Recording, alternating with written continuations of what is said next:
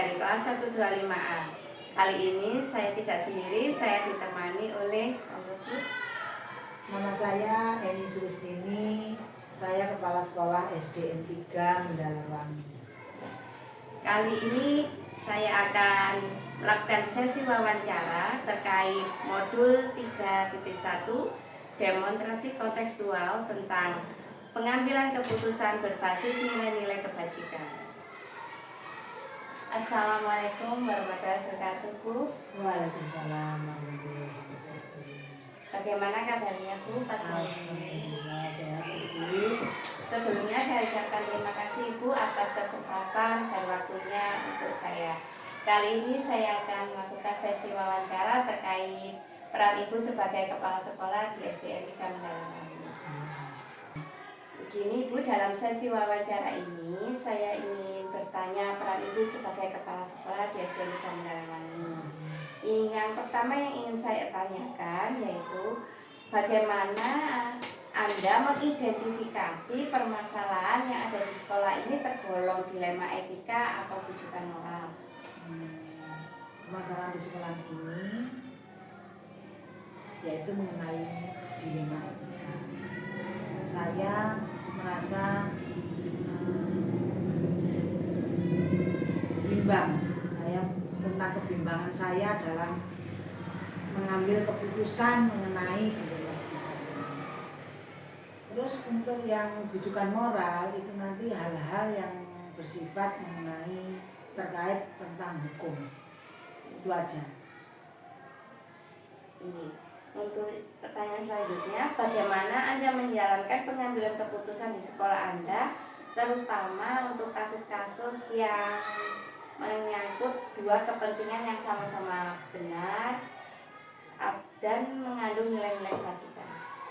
Dengan cara musyawarah agar saya bisa mengambil keputusan bersama dan benar. Apakah di sekolah Ibu pernah mengalami dilema etika? Pernah, yaitu mengenai bullying di sekolah ini. Ya. Jadi saya akan bermusyawarah dengan guru-guru di SD ini agar dapat nantinya mengambil keputusan yang tepat. Apa pernah kasus bullying ini sering terjadi, Ibu? Pernah tapi tidak sering. Pernah tapi tidak sering. Iya. Kemudian langkah-langkah yang Ibu ambil terkait kasus bullying di sekolah Ibu seperti apa? Prosedur atau langkah-langkah yang Ibu ambil? Dengan mencari penyebab kenapa anak tersebut melakukan hal-hal yang tidak baik itu, seperti mengancam terhadap temannya apabila tidak sesuai dengan keinginannya itu. Jadi langkah saya akan memberi pendekatan terhadap anak tersebut. Adakah hal-hal yang membuat anak tersebut menjadi seperti itu? Berarti langkah yang Ibu ambil yaitu mengidentifikasi terlebih dahulu, baru melakukan tindakan seperti itu ya Bu ya? Iya. Kalau selanjutnya yang ingin saya tanyakan, apakah yang dari langkah-langkah yang Ibu ambil, apakah langkah yang paling efektif menurut Ibu dari langkah-langkah itu? Langkah saya yang paling efektif yang akan saya ambil yaitu dengan memberi pendapat. Saya akan berbicara dengan pihak guru-guru yang ada di sekolah ini dan pendekatan terhadap orang tua. Bagaimana sebaiknya anak tersebut tidak mengulangi atau tidak berbuat hal-hal yang tidak baik seperti bullying itu. Bijak sekali Ibu. Terus kemudian yang ingin saya tanyakan, selama menangani kasus tersebut, adakah tantangan yang Ibu hadapi terkait mengambil keputusan tersebut? Ada. Tantangan saya yaitu karena di lingkungan sini tenang saya terhadap orang tuanya, karena di lingkungan sini saya melihat orang tua di sini rata-rata bekerja dan kurang memperhatikan keadaan anak-anak. Gitu. Jadi saya nanti akan memberi pendekatan terhadap orang tua, bagaimana saya akan koordinasi bagaimana supaya anak tersebut mencari latar belakang berarti ya. Adakah tata kala atau jadwal tertentu yang ibu buat dalam mengambil keputusan terkait dilema etika di sekolah? Tidak ada, saya akan langsung bertindak langsung aja. Jadi anak-anak yang bermasalah itu akan langsung, apa yang akan saya lakukan yaitu mencari akar masalah itu, atau nantinya saya akan introspeksi diri bagaimana dalam mengatasi anak tersebut. Saya harus melihat lingkungan di rumah dan lingkungan di sekitar sekolah yang apakah ada yang membuat anak-anak terpengaruh seperti itu. Nah, itu yang akan saya lakukan, dan segala sesuatu itu dalam mengatasi hal-hal seperti itu saya tidak akan memutuskan sesuatu dengan tidak melihat dari hal-hal yang lain. Jadi saya harus selalu memutuskan itu dengan melihat dari berbagai sisi. Jadi lingkungan rumah, lingkungan sekolah, pergaulan anak itu yang harus selalu saya perhatikan dulu. Iya. Selama mengambil keputusan tersebut, adakah faktor-faktor yang mendukung atau pihak-pihak yang membantu ibu? Ada, ya guru-guru di sekolah ini dan teman-temannya juga mungkin. Jadi saya tidak akan bisa sendiri. Jadi saya akan selalu koordinasi musyawarah dengan guru-guru yang ada di sekolah ini. Apakah musyawarah itu berbentuk rapat ibu? Iya, saya akan rapatkan karena yang berkontak langsung dengan anak tersebut itu bapak ibu guru di sekolah ini. Jadi saya akan mengadakan rapat bagaimana cara mengatasinya. Baik sekali ibu. Kemudian untuk yang terakhir ingin saya tanyakan, semua hal yang ibu sampaikan, apakah pembelajaran atau yang bisa Anda petik dari pengalaman yang Anda ambil terkait dilema etika di sekolah tersebut? Ada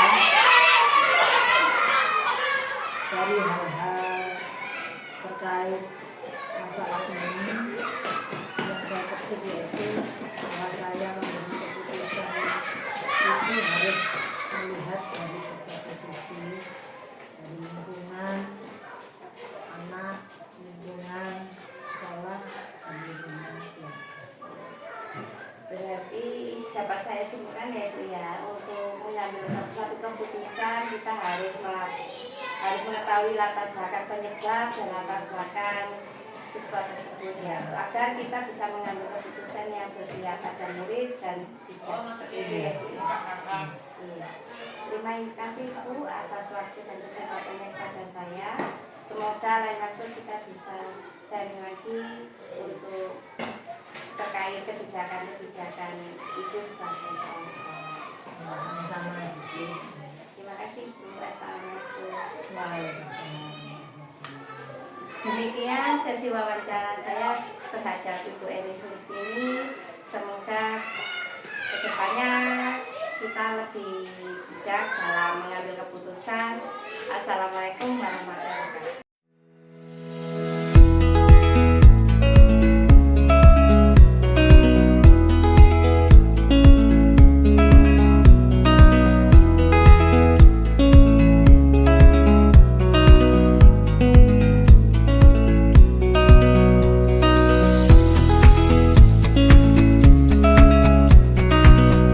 Assalamualaikum warahmatullahi wabarakatuh. Kembali bersama saya Fitri Andrea Febrianti, CGP kelas 125. Kali ini saya akan melakukan sesi wawancara dengan kepala sekolah terkait pengambilan keputusan berbasis nilai-nilai kebajikan. Kali ini saya tidak sendiri, saya ditemani oleh Bapak. Terima kasih. Selamat datang di SD kami di Fitri. Ada apa yang perlu saya bantu? Saya akan melakukan sesi wawancara Bapak. Sebelumnya saya ucapkan terima kasih atas kesediaan dan waktunya untuk melakukan sesi wawancara dengan saya. Di sesi wawancara ini saya akan melakukan sesi tanya jawab terkait kebijakan Bapak dalam perannya sebagai kepala sekolah. Untuk hal yang ingin saya tanyakan, untuk hal yang pertama yaitu bagaimana peran Bapak sebagai kepala sekolah untuk mengidentifikasi permasalahan itu terkait dilema etika atau tujuan moral. Anak-anak yang melawan anak-anak ini.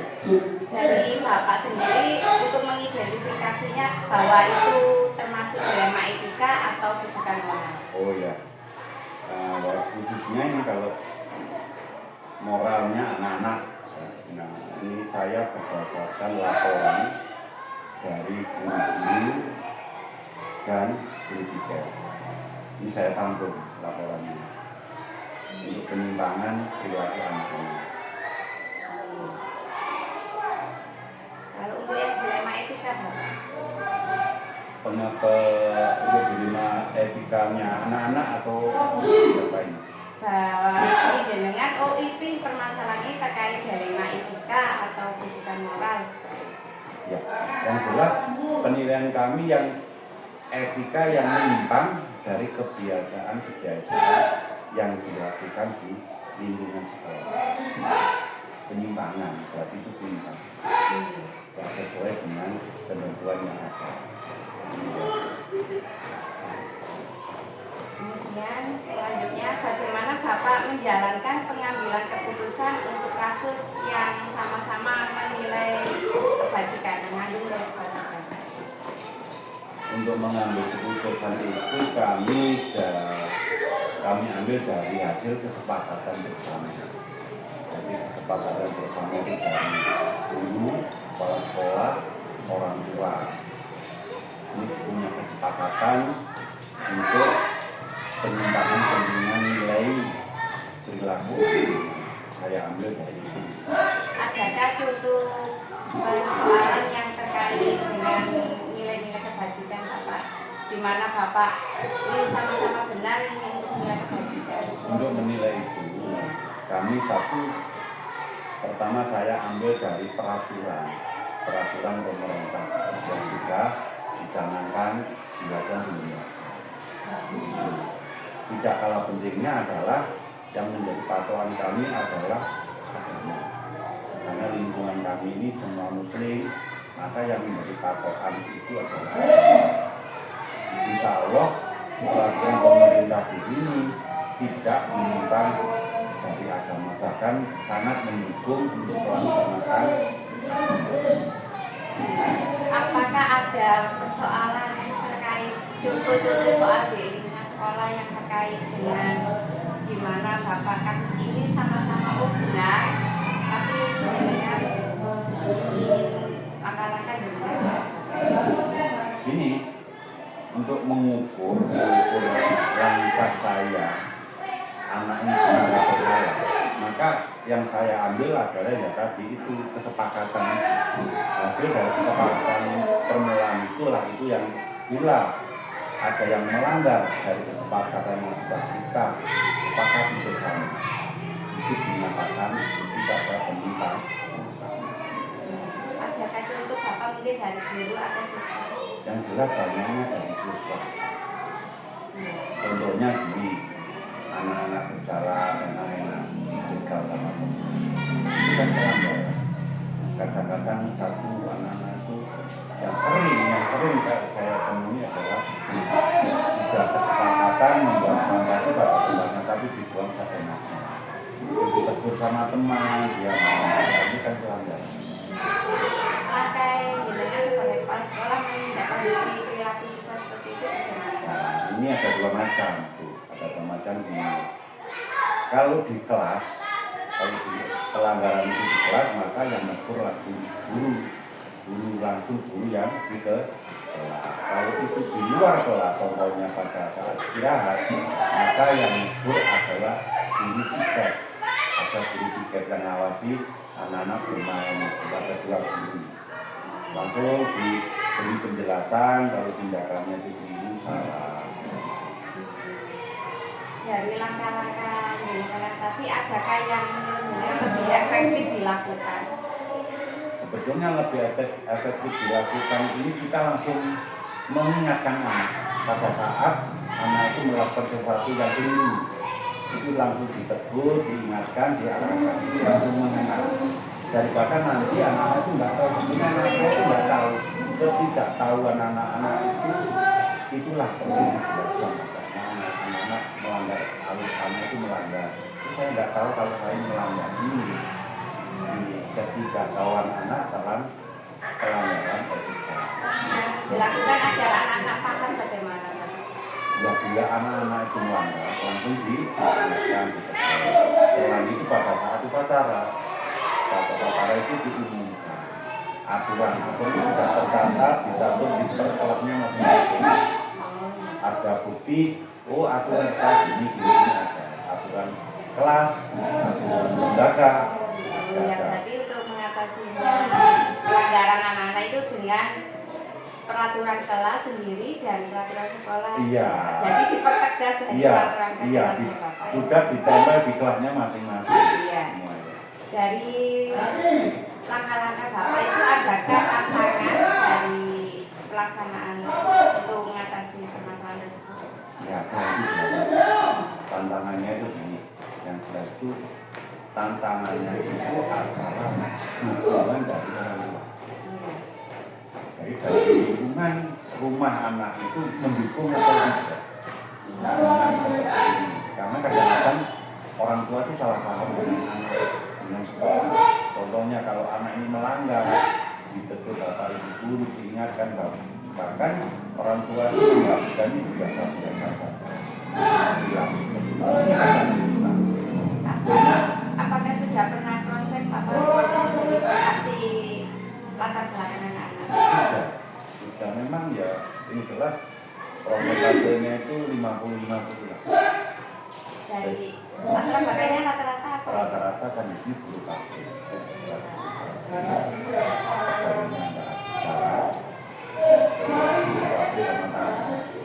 Sama tani ya. Terus lingkungan ini kampungnya juga tidak mendukung 100%. Adakah jadwal atau tata cara yang panjenengan buat untuk mengambil kebijakan dari permasalahan yang dialami? Saya mengambilkan itu dari laporan per 1 minggu sekali. Untuk melaporkan penyimpangan perilaku anak-anak walaupun bisa ditegur.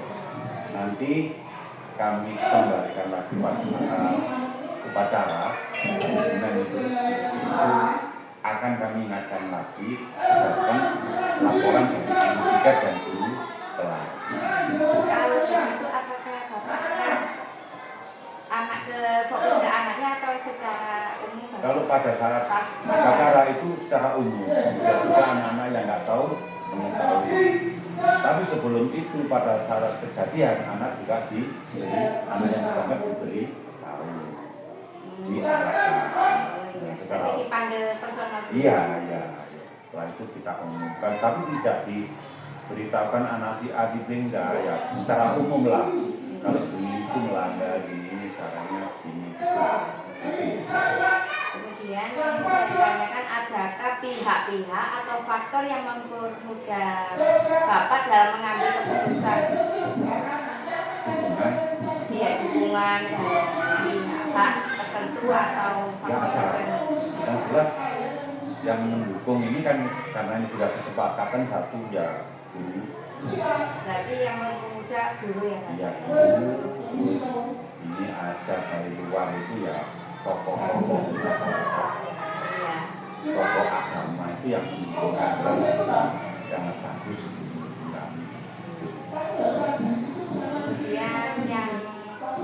dari permasalahan yang Bapak alami tadi, adakah yang bisa Bapak petik atau Bapak gunakan untuk kedepannya sebagai pengalaman? Yang saya petik begini, dengan terselesaikan masalah-masalah seperti itu, masalah-masalah kalau tidak cepat ditangani, ini kan seperti virus, menular pada teman-temannya. Maka dari itu saya pikir dengan secepatnya menyelesaikan masalah ini akan mendukung pembelajaran tatap muka. Berarti saya tarik garis ya Pak. Iya. Berarti untuk mengatasi masalah dengan disiplin anak-anak, dengan kelakuan anak-anak, kita tindak lanjuti di kelas, kemudian di pihak sekolah di waktu upacara, dan kita harus mengambil keputusan secara tepat dan bijaksana. Demikian Bapak sesi wawancara dari saya ucapkan terima kasih. Semoga lain waktu kita bisa berbincang lagi untuk pengambilan keputusan yang lebih bijak sebagai pemimpin pembelajaran. Saya ucapkan terima kasih Bapak. Assalamualaikum. Demikian sesi wawancara dengan Bapak Budi Wiono dari SDN 1 Mendalemwangi.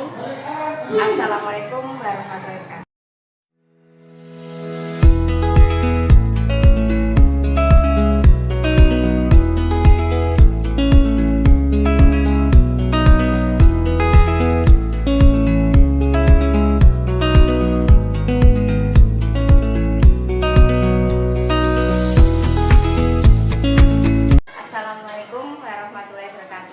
Bersama saya Fitri Andrea Febrianti, DGP Angkatan 10 Kabupaten Malang, kelas 125A. Kali ini saya tidak sendiri, saya ditemani oleh Bu Selvi. Assalamualaikum Bu Fitri. Perkenalkan nih ya. Oke. Saya adalah Kepala Sekolah SDN 1 Sumber Suko di kecamatan yang sama dengan Bu Fitri di kecamatan Lagi. Kali ini saya akan melakukan sesi wawancara di mana adalah tugas demonstrasi kontekstual modul 3.1 pengambilan keputusan berdasarkan nilai-nilai kebajikan.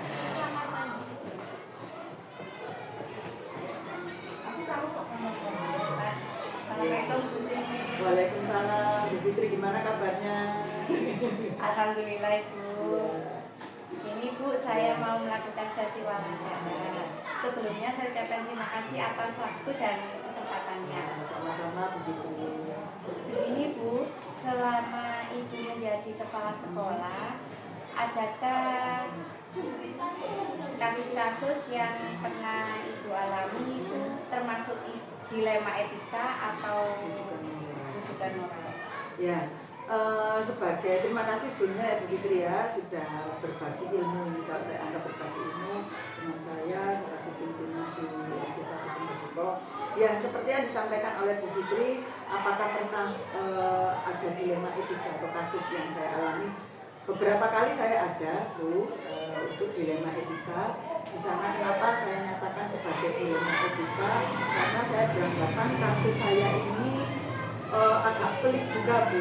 Jadi bukan antara benar dan salah, tapi ini adalah antara pilihan benar dan benar. Jadi bagaimana nantinya saya memutuskan sebuah atau memecahkan permasalahan ini supaya tidak merugikan di salah satu pihak. Berarti karena ini permasalahan tergolong dilema etika di mana mengambil keputusan benar sama benar. Ya. Kemudian Ibu saya ingin bertanya, selama menjalani pengambilan keputusan sekolah Anda, kasus-kasus di mana dua kepentingan yang sama besar atau sama-sama mengandung nilai kebajikan, bagaimana Anda menjalankan? Ya. Ini saya contohkan langsung pada kasus nyata ya.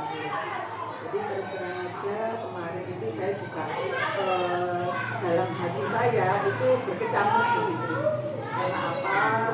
Mohon maaf ya, karena memang harus saya sampaikan dilema yang ada dalam diri saya. Jadi untuk pemberian modul, pemberian modul, sebenarnya dari pihak dinas itu sudah bagus, sudah baik.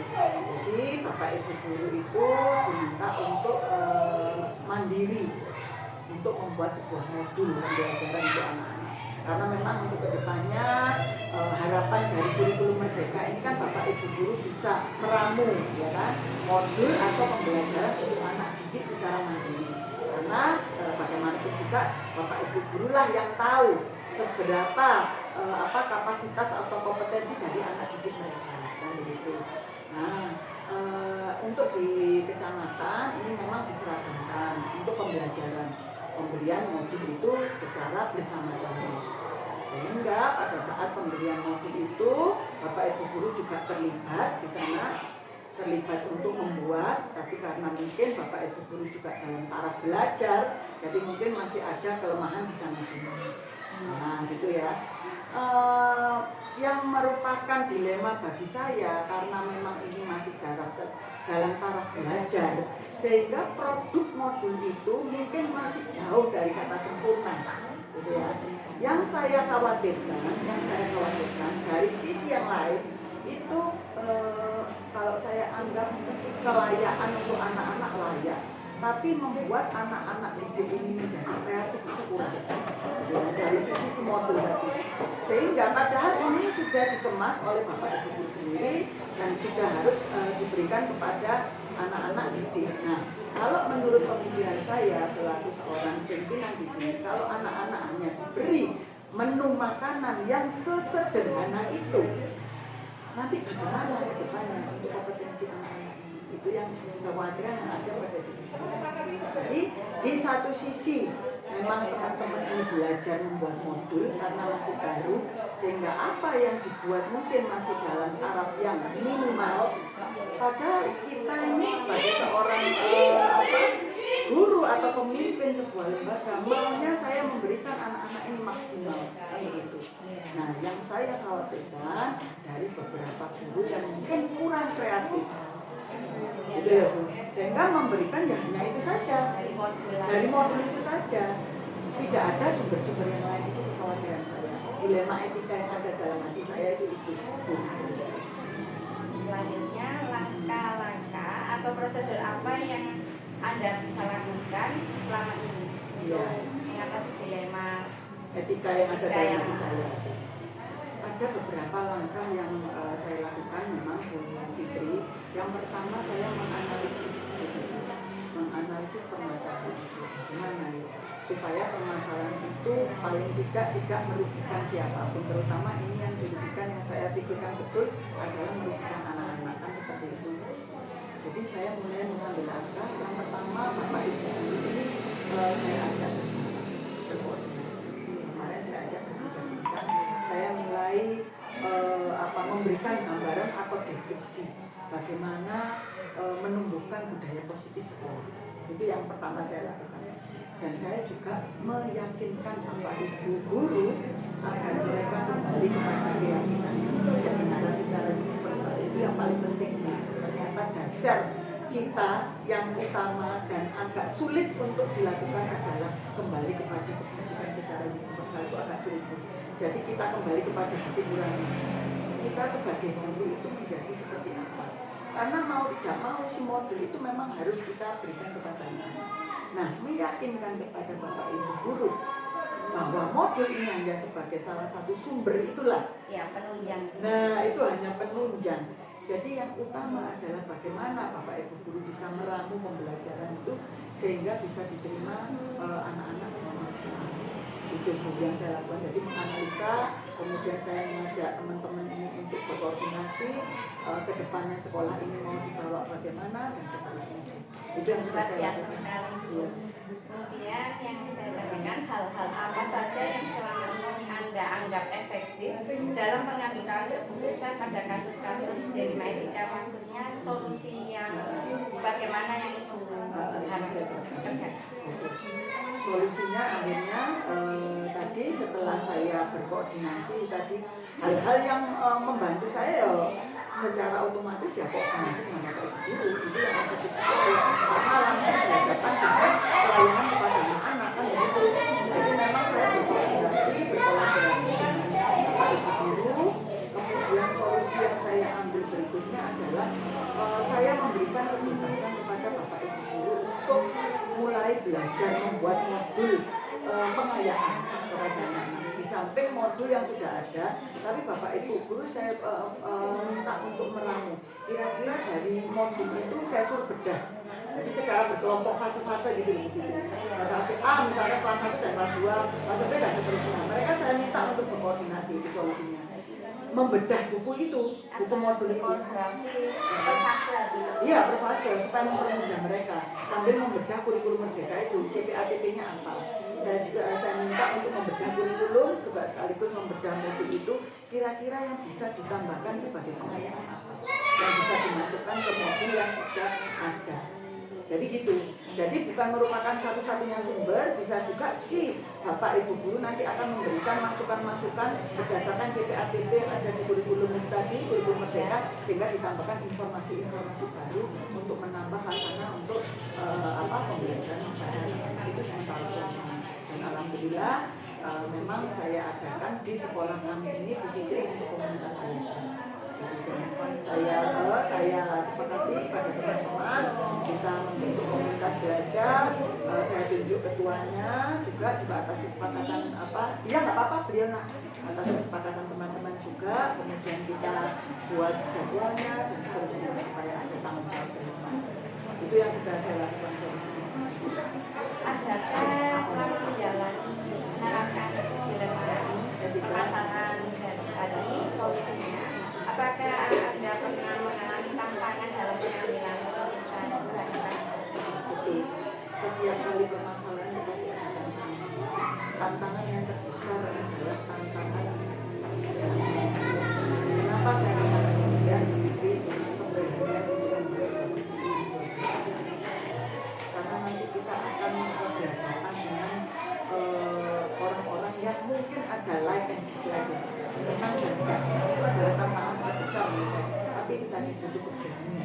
Nah, keberanian itu tumbuh dari mana? Keberanian itu saya kumpulkan tumbuh dari berdasarkan keyakinan saya atas kebenaran saya.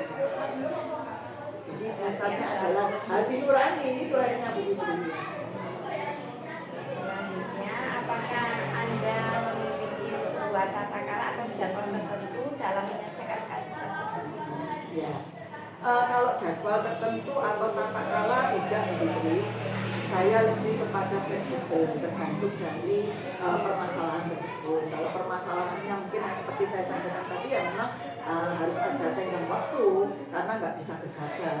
Saya analisa dulu, saya ajak koordinasi dulu dengan teman-teman, kemudian bagaimana caranya meramu ya, tujuannya untuk keberpihakan pada murid itu memang yang utama begitu. Tapi ya memang untuk sebuah kasus atau permasalahan itu nggak bisa ini harus 1 bulan, ini harus besok dan seterusnya, itu fleksibel. Jadi tergantung urgensi dari kasus tersebut. Kalau saya selalu tidak ada jadwal khusus. Apakah sebagai seorang pimpinan selama ini ada yang membantu atau faktor-faktor yang mempermudah Anda dalam mengambil keputusan? Oke. Kalau yang membantu yang utama itu memang terus terang saja Bu Fitri, saya sebagai pimpinan di sini saya tidak luput ya. Memang namanya seorang perempuan itu memang banyak sekali kelemahan Bu Fitri. Terutama kalau seorang pimpinan perempuan itu lebih banyak terkadang itu mengandalkan perasaan, bukan mengandalkan logika kan seperti itu. Sehingga memang yang banyak membantu sementara ini yang utama bagi saya Bu Fitri itu suami saya. Karena kebetulan beliau juga guru, dia juga memberikan motivasi dan dorongan untuk supaya saya lebih berani lagi. Itu yang pertama. Sedangkan untuk yang faktor-faktor lain atau pendukung-pendukung lain itu ya Bapak Ibu. Kemudian juga orang tua murid, ya stakeholder sekolah itu yang banyak membantu. Tapi yang utama di sini saya memang banyak mendapatkan motivasi dorongan.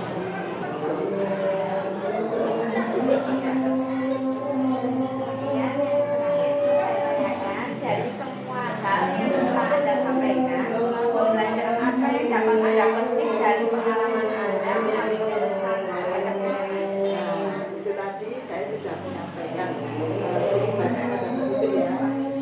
Yang terberat itu adalah mengembalikan kepada hati nurani.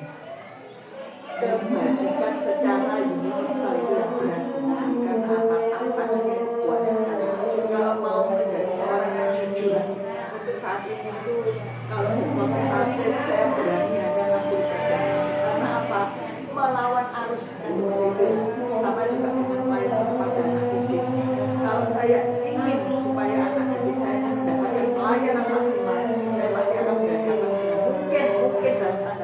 bapak ibu guru yang notabene dari dulu sudah seperti itu, misalkan ya Bu Fitri ya, kemudian pelayanannya ya hanya untuk menunjukkan kewajiban saja, sehingga apa yang harus saya lakukan? Ya, saya belajar lagi, harus berani untuk menentukan sikap. Bapak ibu guru yang menjaga pelayanan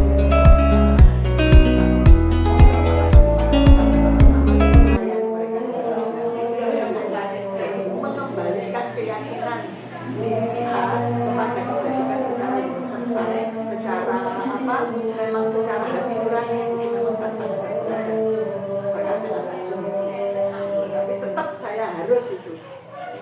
Berarti bisa saya simpulkan Iya. sebagai seorang pemimpin kita Iya. harus fokus kepada kepentingan siswa ya Bu ya. Betul Dan kita sekali. harus berani melakukan perubahan. Iya betul, disesuaikan dengan hati nurani loh Bu. Oh iya. Nah perempuan ini lebih ke Perasaan betul ya betul. Demikian Bu, sesi wawancara saya ucapkan banyak terima kasih Sama-sama Bu atas waktu Fitri. dan Sama-sama kesabarannya. Bu Fitri. Assalamualaikum. Semoga kita bisa sambung lagi di lain. Amin, amin. Mudah-mudahan bermanfaat ya buat kita berdua ya Bu Fitri ya. Oke, saya doakan semoga Bu Fitri juga sukses, dipermudah sehingga nanti ilmunya berdampak dengan cepat kepada anak didik. Gitu ya Bu Fitri ya. Assalamualaikum. Waalaikumsalam. Demikian sesi wawancara dengan Ibu Selvi Krisnasari dari SDN 1 Sumber Soko. Assalamualaikum warahmatullahi wabarakatuh.